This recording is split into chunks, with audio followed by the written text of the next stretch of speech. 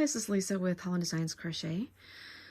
This is a close-up look at the latest design from the 2026 Afghan Club, and this is a new stitch called a knit look broken rib stitch, and it is a 2-row repeat and pretty easy to remember. So this is what the right side looks like, and you can see I've used a variety of colors to create sort of a nice striped effect for this baby blanket. The wrong side has a little bit of a different texture to it, but it's also slightly textured. So this is similar to a knitted broken rib stitch, but it is a crocheted version. So it's the knit look broken rib stitch. For this particular blanket, I just made a baby blanket size, and I used an H hook or 5mm, and also I just used an 8-ply or DK weight, or also known as a size 3 yarn. So I used just a few different colors of this Porta Craft acrylic yarn. It was really soft and has a little bit of a sheen to it, quite pretty. And also the edging, something a little bit different as well.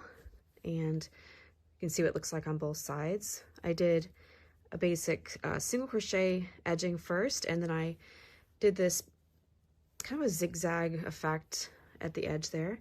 And I have a video demonstration that I'll link in the pattern for this that also demonstrates not only the stitch but the edging as well. So I hope you like this one. This is in the 2026 Afghan Club, and I'll put the links in the description box if you want to check it out. As I was writing up the pattern for this blanket, I decided to do a second option. So what I'm doing here is creating squares. They're approximately 6 inches square, and I'm just basically using the same stitch pattern. And then I'm edging them in the same manner with that exact same edging around all 4 sides. And then I'm just joining them together with whip stitch, or not whip stitch, actually just a normal sewing technique using a yarn needle. I couldn't really use whip stitch when joining the squares, so I'm just sewing back and forth through the single crochet edging on both sides there as I'm joining them. So I'm making a beautiful patchwork style blanket with some of the leftover yarn I had from the other blanket I made. So I'm using same type of colors: cool blue, light pink, medium pink, or I think it's called mauve actually. This one was a fawn. So I'm just using like 4 colors, and then I'm using this white for the edging.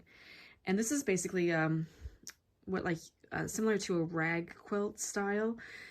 You see that sometimes where people join sewn or fabric squares together and sew them together with sort of an edging like this.